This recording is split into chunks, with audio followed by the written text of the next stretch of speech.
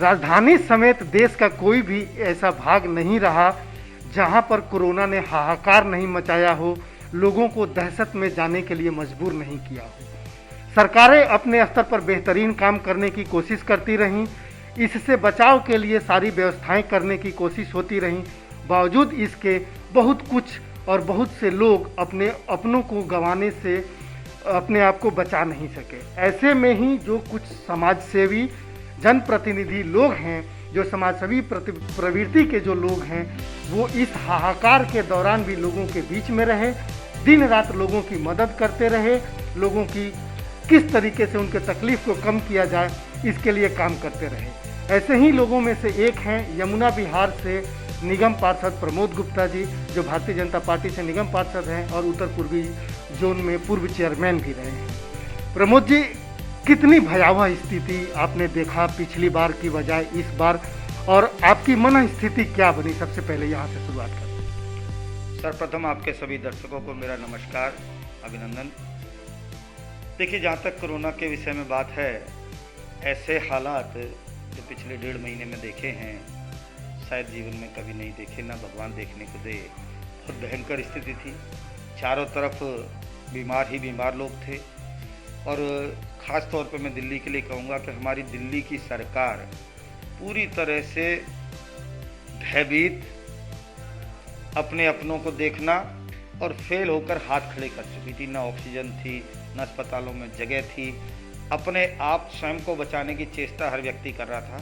सरकार पर, प्रशासन पर एकदम लोगों का भरोसा उठ गया था, क्योंकि उनका इस प्रकार की कार्यशैली थी। लोगों ने भागदौड़ की, बहुत दुख और तकलीफ लोगों ने झेली। मगर खुशी की बात इस सारी समस्याओं के बीच में ये है कि बहुत सारे ऐसे लोग निकल के आए जो अपने अपने स्तर पर जो भी मदद कर सकते थे। छोटे छोटे नर्सिंग होम्स ने, छोटे छोटे हॉस्पिटल्स ने, डॉक्टर्स ने सराहनीय कार्य किया। और एक विश्वव्यापी जो आपदा थी, उस आपदा से बखूबी सबने मिलजुल कर लड़ा। केंद्र सरकार के माध्यम से जो सुविधाएं थी वो उपलब्ध हुई। हमारे सांसद पीड़ित हुए, मगर मैं सांसद जी का धन्यवाद करना चाहूँगा। पीड़ित अवस्था में भी उन्होंने लोगों की अपने जो भी बहुत ज़रूरी सहायता थी की। मिलजुल कर हम लोगों ने कोरोना से एक जंग लड़ी है, और मैं कहूँगा अभी हमने जीती नहीं है। हालात अभी ऊपर नीचे हुए, मगर स्थिति वापस आने में कोई देर नहीं हो सकती, अभी भी हो सकती है, अगर दिल्ली की सरकार यूँ ही लापरवाहियाँ चलती रही, यूँ इसी प्रकार से एक्ट करती रही। इसे जो लगभग 20 दिनों की जो स्थिति रही दिल्ली में, जब ऑक्सीजन नहीं थे, अस्पताल नहीं थे, लोग खुद को कैसे बचाएं इसके लिए दहशत में थे। ऐसे में आप लोगों की क्या भूमिका रही? आप किस तरीके से लोगों के बीच में रह चुके? आप लगातार इस दौरान सैनिटाइजेशन का काम से लेकर के लोगों की मदद के लिए आप घर से बाहर ही दिखे। कितने लोगों के फ़ोन आते थे? कितने लोगों की मदद कर पाने में आप सक्षम थे? देखिए, हम लोगों ने एक सेतु का काम किया बीच में, क्योंकि हालात ख़राब थे, लोग भयभीत थे और भय से सही रास्ता कई बार नहीं ढूंढ पाते थे। हमने लोगों को अस्पताल में भर्ती होने में मदद कराई। मुझे लगता है मैंने तकरीबन 150 के आसपास लोगों को अस्पताल में भर्ती होने में मदद कराई। काफ़ी लोगों को ऑक्सीजन प्रोवाइड कराने में, कहाँ मिल रही है, कहाँ पर क्या है, किसी से एक दूसरे से संपर्क करके ऑक्सीजन की सहायता कराई। कुछ दवाइयाँ जो ब्लैक मार्केटिंग होने लगी थी, उन दवाइयों को लोगों को दिलाने में मदद कराई, जिसमें से एक दवाई मैं आपको दिखाऊंगा। मैंने काफ़ी दवाई दी है, ये मैं भी फ्लू करके दवाई है। इस दवाई का 1200 रुपये MRP का पत्ता है, मगर जानकारी में आया कि 4-4 और 6-6 हज़ार रुपये का भी बिका। तो मैंने अपने इसी माध्यम से लोगों तक ये दवाई पहुँचाई।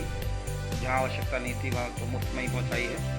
तो लोगों की जिस प्रकार से सहायता हो सकती थी। इसके अलावा एक पार्षद के नाते मैंने अपने पूरे क्षेत्र को संपूर्ण सैनिटाइज किया।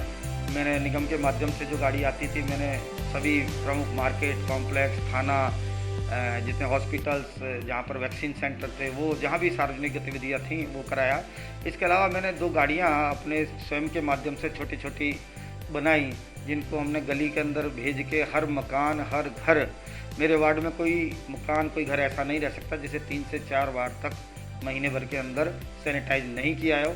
मैंने ये एक दूसरे से संक्रमण और ज़्यादा ना फैले, उसको सैनिटाइजेशन के माध्यम से रोकने की कोशिश की।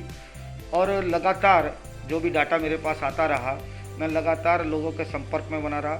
लगभग 147-48 परिवारों में मैक्सिमम मैंने भोजन जो कोरोना पीड़ित थे, जिनके यहाँ ऐसी स्थिति थी कि कोई खाना बनाने वाला नहीं था, मैंने खाना पैक करा के उनके घर तक पहुँचवाया। कहीं दवाई से मदद, एक दूसरे के मिलजुल कर, बस एक ही मन में भाव था कि मेरा क्षेत्र, मेरा समाज किसी भी तरह से स्वस्थ हो। पता नहीं कितने कितने पैसे में ब्लैक मार्केटिंग होती रही, ऐसी क्या व्यवस्थाएं रहीं जिसको लेकर के सरकार फेल हो?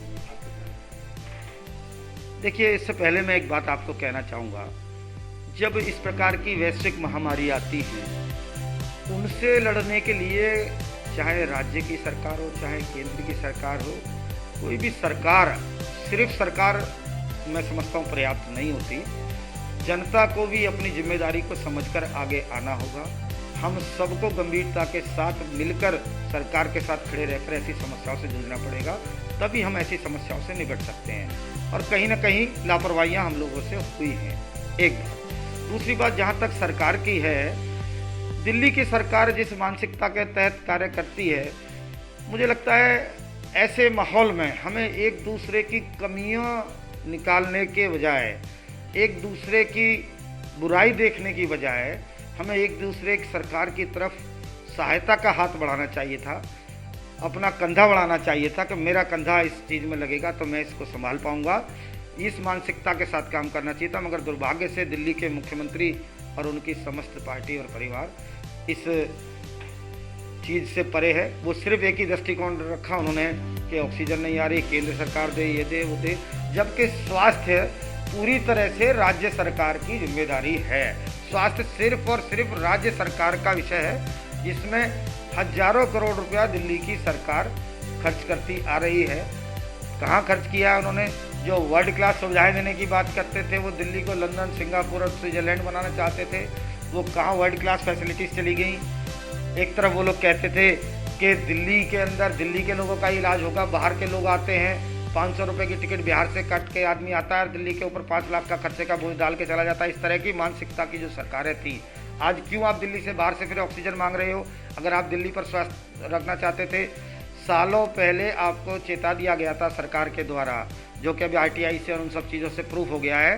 तो आपने कितने ऑक्सीजन के प्लांट लगाए, आपने कितने हॉस्पिटल, कितने नए बेड, कितनी व्यवस्थाएं आपने की। तो इन सब चीज़ों का जब आकलन करेंगे तो आपको एक बहुत बड़ा सा शून्य दिखेगा।